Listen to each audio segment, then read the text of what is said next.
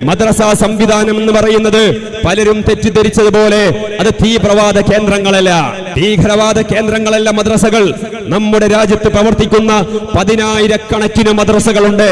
ആ മദ്രസകൾ പ്രവർത്തിക്കുന്ന സമയം ഗൂഢമായിട്ട് അടച്ചിട്ട റൂമിലല്ല ഒരു മദ്രസയും പ്രവർത്തിക്കുന്നത്.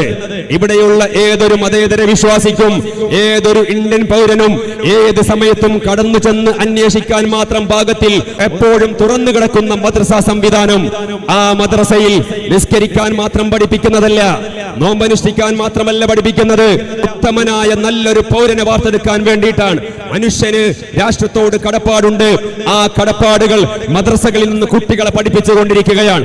ഒരു പൗരൻ രാഷ്ട്രത്തിന്റെ പൊതുനിരത്തുകളിൽ പാലിക്കേണ്ട ട്രാഫിക് നിയമങ്ങളുണ്ട്.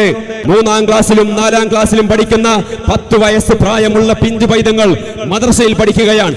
രാഷ്ട്രത്തിലെ ഏറ്റവും നല്ല പൗരനായിട്ട് ഒരു മനുഷ്യനെ മാറ്റിയെടുക്കാനുള്ള എല്ലാ സിസ്റ്റവും വിഭാവനം ചെയ്യുന്നുണ്ട്.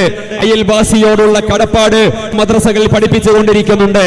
മാതാപിതാക്കളോട് എങ്ങനെ പെരുമാറണം, ഗുരുനാഥന്മാരോട് എങ്ങനെ പെരുമാറണം, നേതാക്കളോട് എങ്ങനെ പെരുമാറണം, ചെറിയവരോട് എങ്ങനെ പെരുമാറണം, ഭരണാധികാരികളോട് എങ്ങനെ പെരുമാറണം, സമൂഹത്തോടുള്ള കടപ്പാടുകൾ എന്തൊക്കെയാണ്, രാഷ്ട്രത്തോടുള്ള കടപ്പാടുകൾ എന്തൊക്കെയാണ്, സമൂഹത്തിലെ സാമുദായിക ഐക്യത്തിന് വേണ്ടി ചെയ്യേണ്ടുന്ന വിഷയങ്ങൾ എന്തൊക്കെയാണ്, പടപ്പുകളോടും പടച്ചവരോടുമുള്ള കടപ്പാടുകൾ എന്തൊക്കെയാണ്.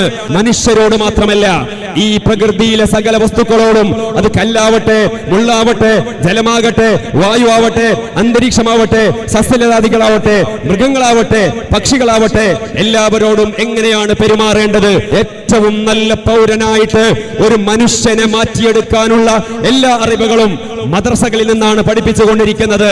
ആ മദ്രസകളാണ് ഈ രാജ്യത്ത് സമാധാനം നിലനിർത്തുന്നത്. ആർക്കും പരിശോധിക്കാം മദ്രസകൾ. അവിടെ ഭീകരവാദ കേന്ദ്രമല്ല, തീവ്രവാദ കേന്ദ്രമല്ല. ഒരു മതത്തെയും കുറ്റം പറയരുത്.